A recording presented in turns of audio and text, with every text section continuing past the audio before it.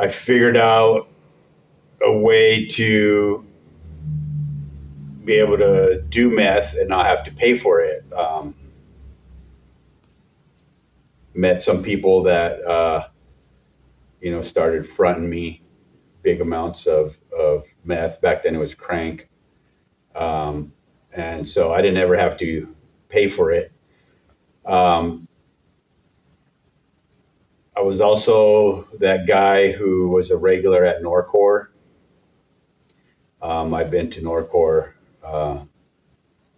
somewhere between 20 or 30 times. Norcor is Northern Oregon Correctional. Anyways, the county jail. It's the county jail for here. And the first time I got busted, I was like, I think 19 years old.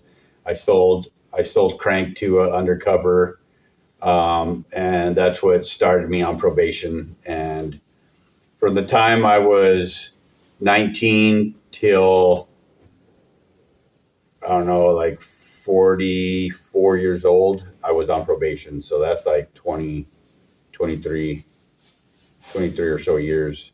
So I was in and out of jail. I tried just about every drug. I liked them all.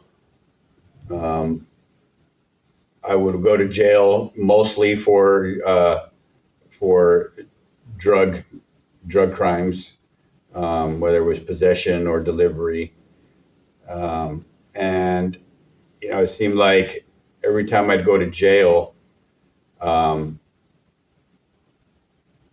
find myself on my knees begging God to get me out of this situation. And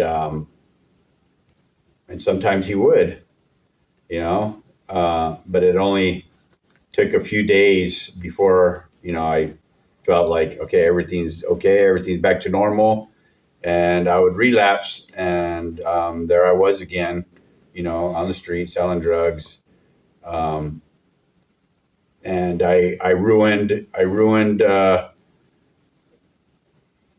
some relationships. I was very selfish.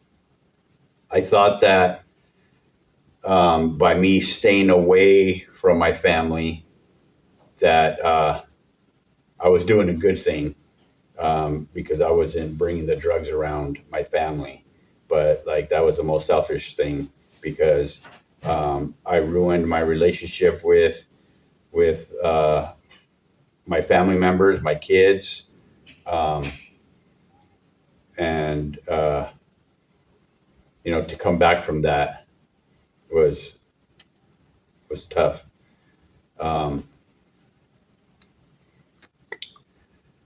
So most of what happens, when you're in over 20 years of addiction, everything that goes on in there, living here in Hood River or the Dells. I was back and forth between both places. So I did it all, and so jumping forward to, I was like 42 years old, on probation. One day my probation officer comes knocking on my door because I didn't go to one of the group things I was supposed to go to. And at that point, I wasn't even scared of going to jail anymore. I didn't care. I had a job, but I didn't care whether I would lose my job. I didn't care about my finances. I didn't care about anything really. All I cared about was having a big bag of meth, and it just seemed like as long as I had a bag of meth, I felt secure. It was when I didn't have a bag where I felt like my life was crumbling. And it probably sounds weird for normal people to hear me say that, but yeah, the bigger the bag, the more secure I felt. Anyway, so my probation officer came knocking on my door, and I let him in, And of course, my room, there was beer bottles and stuff everywhere. And so he told me, he's like, I can't take you to jail because at that time the jail was full, and he just says, I can't take you to jail because it's full. So like, I don't know what to do with you anymore. And me joking around, like, I don't know why I said it, but I was being a smart ass. I said, well, you guys have never sent me to inpatient drug treatment before. Maybe that will do something. But I was joking, like, I wasn't being serious. I was trying to be a smart ass. And he's like, okay. And he leaves. And then he calls me later on and tells me that he booked me into a treatment center. And so, like, I got a little nervous because I'd never been to treatment. And I'd heard a lot of horror stories about going to treatment. And so so that was like on a Friday. And he said on Monday morning, you got to find a ride to the treatment. So it happened to be Salvation Army. So over the weekend, I was just like planning my escape. Like, I told my family, hey, I'm going to treatment. Everybody was like, hey, good job, good job. And so like my plan was to go to treatment and just show everybody that it wasn't going to work, that, nothing's going to work. Like, this is my life. I enjoy doing what I do. So I just basically wanted to prove to everybody that this is my lifestyle, and just accept me as I am, because this is the way it's going to be. Like, there was a point in my life where I told my mom and my sister that it's going to take a miracle from God for me to not ever want to drink or do drugs again. Like, literally, like an act of God, because I could never imagine myself not wanting to drink or not wanting to do drugs. I mean, I didn't plan on doing drugs for the rest of my life, but I didn't see anywhere in the future where I was going to be like, okay, I want to stop doing drugs now. Like, I just didn't see that. And then for me to like not drink, like, I loved the taste of beer. And I loved the feeling that it gave me. So I told them it was literally going to take an act of God for me to be sober. And so I went to treatment. My plan was I'm going to stay there for 3 days. That's a good number to show everybody, hey, I tried it. It didn't work. So leave me alone now. I got there, and, I was under the impression that inpatient drug treatment, because the word patient is in there, that I was like going to be a hospital, and I was going to be waited on by nurses and stuff. But it was nothing like that. Excuse me. It was nothing like that at all. They put me to work from like 5:30 in the morning till like 10 o'clock at night. They keep you busy. And it was a 6-month program. Like, there's no way that I was going to stay there for 6 months. 3 days, that's it. I don't even know what happened, but the 3 days went by, and I didn't even realize that it was the third day. I didn't realize that that's the day I was supposed to leave. I don't even know what day. It could have been like the 5th or the 6th or the 7th day. But all of a sudden I'm like, wait a minute. Why am I still here? Like, I was supposed to leave. And that was the act of God. That was the miracle of God, because like, I totally even forgot that I was supposed to leave. I can't even tell you like the one single thing that made me not want to leave, because it was an act of God. All of a sudden, like when that thought came back to me, I'm like, I don't want to leave. Like, I don't want to go anywhere. Like, I want to stay here. Like, I don't even want to leave after I graduate. And I found out later that I didn't have to leave after I graduated. So in those 6 months, man, I like, God did something to me. He completely transformed me, because I've been clean and sober for going on 9 years now. And I have never once wanted to go back. I don't get triggered. And I know it's different for everybody, for everybody. Like, the thing that I figured out was that in order to stay sober, you have to saturate yourself with recovery, with God. And, I understand that some people don't believe in God, but this is not your story. This is my story. I believe in God. And I know for a fact that if God was not involved, I would not be clean and sober. Because what other power could have prevented me from forgetting about leaving after the third day? That just, it doesn't make sense unless you believe in God. And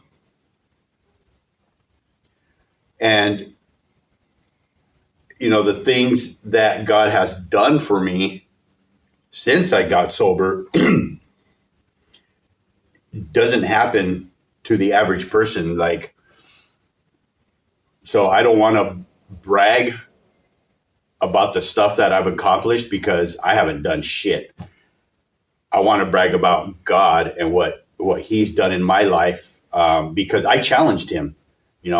When I said that it's going to take a miracle, an act of God, for me to ever want to get, or for me to ever get clean and sober, like, I challenged God, and he stepped up. And so some of the things that have happened since I got sober. So after I graduated,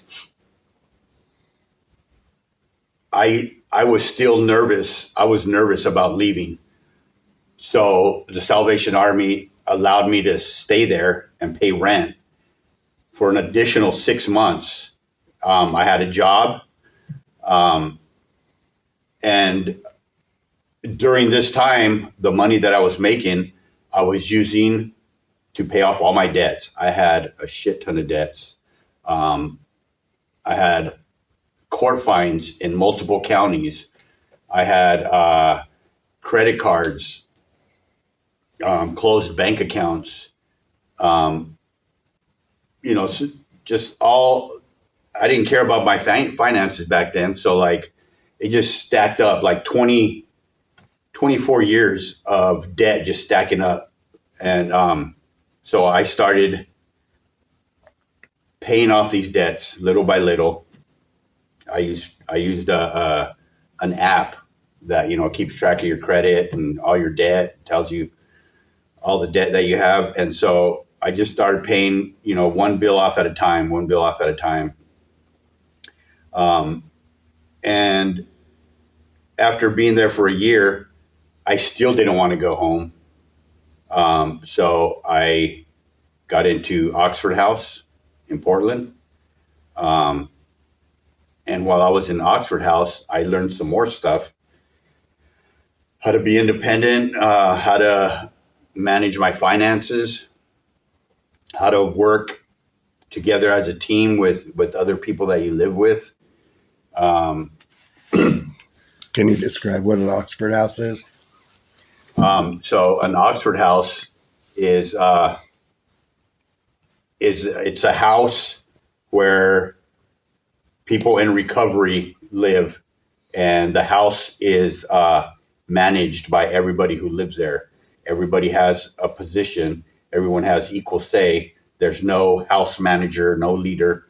Everyone has equal say, and everyone has a position. Like, one guy will pay the bills. One guy assigns chores. One guy does the shopping for the house.